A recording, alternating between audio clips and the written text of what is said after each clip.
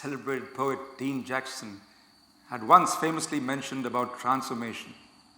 He said, when she transformed into a butterfly, the caterpillar spoke not of her beauty, but about her weirdness. They wanted her to change back into what she'd always been. But she had wings. And what better way than transformation of your own self to survive in this constantly changing world? And so, once upon a time,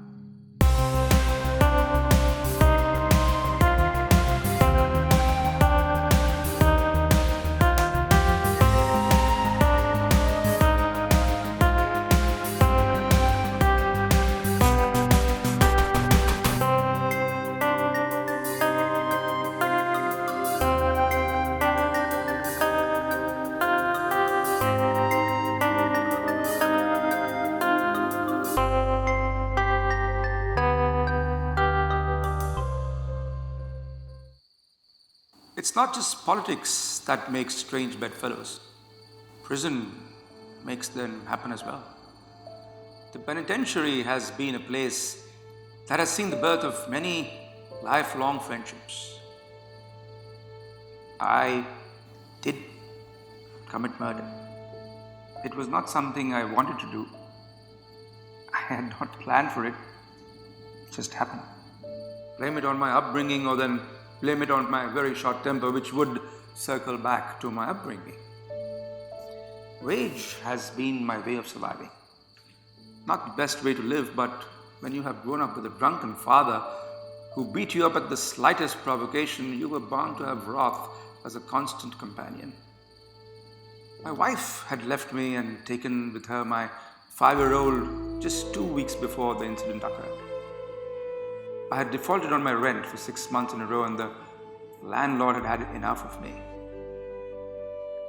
He sent some goons to exact the rent from me. Bad move. It ended up becoming a free-for-all and I clobbered the gang leader to within inches of his life. Turned out, the inches vanished by the time we reached the hospital. The goon was a goner and I into the slammer. That was 10 years ago. That, Paulo, didn't exist anymore. I had been reformed in prison. I was a changed man. The thought of alcohol made my blood curdle, and anger was chucked away into the bin of time. But when anger leaves, it makes place for other emotions, and one of them was fear. I was to be released the next day, but the joy of getting out of confinement was nowhere to be seen on me. Duke was a man everyone feared in prison. He was black and big. He was strong and mean. He was in for multiple murders. He was also the best friend I had made in my life.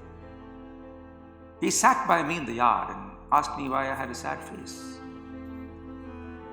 I had to tell Duke the truth. I told him everything. I told him the goon squad was surely waiting for me outside the prison. And generally, I would not worry, but then I was not the same me. I wasn't really scared of death as much as I was scared of spending the rest of my life beaten to a vegetative pulp. Duke understood my problem. He fished a cigarette out of the fold of his sleeve and lit it with a practiced Zippo move. I have a story to tell you, Paulo. Have you heard of the god of Buddhism? I shook my head. I had barely heard of Buddhism. Do I remember seeing a couple of bald monks on the plane once? Anyways, I digress. Duke took a long drag of his cigarette, almost cleaning the damn thing in one huge inhalation. So, this is the story of the Buddha that I heard long ago, Duke continued. There was this snake, a mean cobra in the jungles of India. The snake was a really angry kind of snake, bit at the drop of the hat. Road he chose to infest was used by the village folk to reach their homes after a day in the fields. He would wait for them to walk past and would invariably have 1 or 2 ankles in his jaws. villagers were petrified and went to the Buddha to seek his help. The Buddha agreed to speak to the snake. The Buddha could speak to a snake, I asked him in sheer wonder. Duke killed the cigarette with his oversized shoe and asked me to concentrate. So, the Buddha went to the snake and asked him why was he doing what he was doing. The snake told Buddha that he had been taught not to trust the humankind. The Buddha told the snake that humans were also taught not to trust the snake kind. The humans here were poor farmers, and if they did not work, how would they eat? The snake understood and promised the Buddha that he would behave. A few months later, the Buddha was passing the same road, and he saw the cobra nearly dead and lying at the side of the road. The Buddha was really concerned for the snake. He asked the snake, what happened to it? Why was it lying the way it was lying on the side of the road, almost dead? The snake told the Buddha that since he had stopped biting the villagers would stone him for fun. The children would fling him around, and the other snakes bit him for being such a coward. He was going to die soon, all for his promise to the Buddha. The Buddha bent down and touched the snake lovingly. Then he told the snake, I asked you to stop biting. I never asked you to stop showing your fangs. The story suddenly made sense to me. Duke was giving me a great life lesson. Then with his big black hand, he gave my shoulder a squeeze and said, Paolo, my man, the world is just afraid of intent and not really of action.